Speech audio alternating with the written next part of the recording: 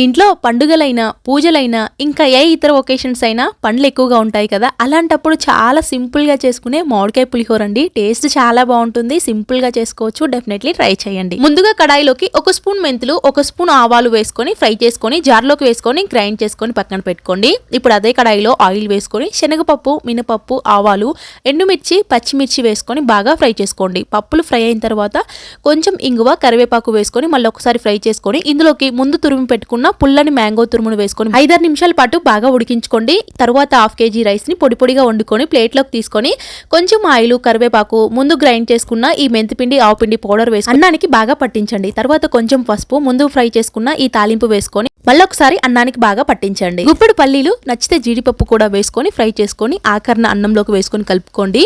Detailed గా కావాలంటే full video మన యూట్యూబ్ ఛానల్లో ఉందండి, ఒక్కసారి విజిట్ చేయండి. అంతేనండి, సింపుల్ గా పుల్లగా కమ్మని మామిడికాయ పులిహోర రెడీ.